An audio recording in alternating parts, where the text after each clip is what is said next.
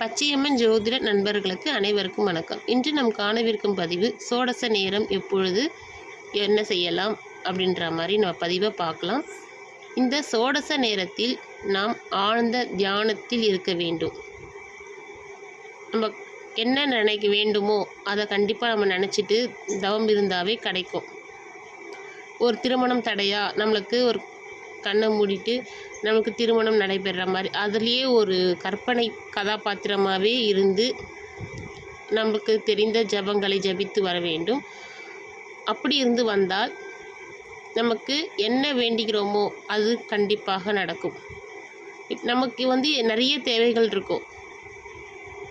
திருமணம் ஆகணும், பசங்களுக்கு படிக்கணும், வேலை கிடைக்கணும் அப்படின்னு 1008 வேண்டுதல் இருந்தாலும் இந்த சோடச நேரத்தில் ஏதேனும் ஒரு ஆசையை மட்டும் மனதில் நிறுத்தி அதை மட்டும் நிறைவேற வேண்டும் என்ற முக்கியமான விஷயம் எது அப்படின்ற நீங்களே தீர்மானித்து அதை மட்டும் மனசில் வைத்து நீங்கள் அதை தவத்தில் இருக்க வேண்டும். அப்படி இருந்தீங்கன்னா கண்டிப்பாக உங்களுக்கு என்ன நினச்சி அந்த நேரத்தில் நீங்கள் அமர்ந்து தவம் பண்ணீங்களோ அது கண்டிப்பாக கிடைக்கும். இந்த சோடச நேரத்தில் பார்த்திங்கன்னா மும்மூர்த்திகளின் பார்வை ஒன்றாக நம் மீது விழும் அப்படின்னு நம்மளுடைய முன்னோர்கள் சொல்லியிருக்கிறாங்க. இந்த சோடச நேரம் இது எப்பொழுது அப்படின்னு பார்த்தீங்கன்னா 7ஆம் தேதி 9ஆம் மாதம் 2025 இரவு. அப்பொழுது கரெக்டாக இந்த சந்திர கிரகணமும் நடைபெறுகின்றது. ரொம்ப ஸ்பெஷல், ரொம்ப சிறப்பு. இந்த கிரகணத்தின் போதும் நம்ம சோடச கலையை உபயோகப்படுத்தினால் மிக சக்தி வாய்ந்த ஆற்றல் நமக்கு கிடைக்கும்.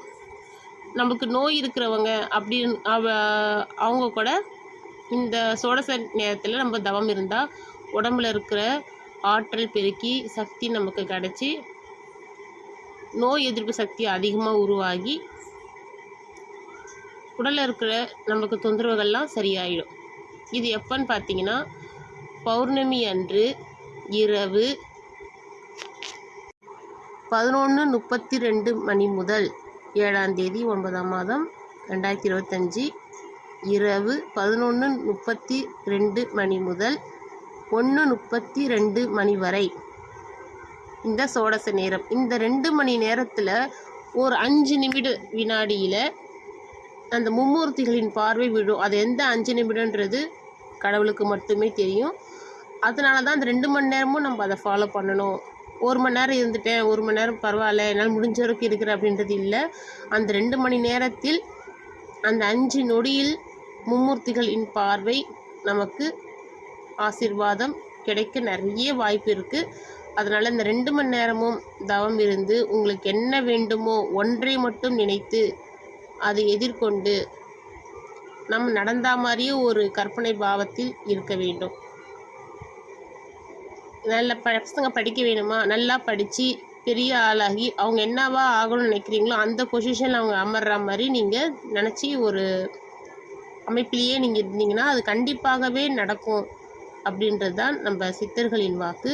இது அனைவருமே பின்பற்றணும்.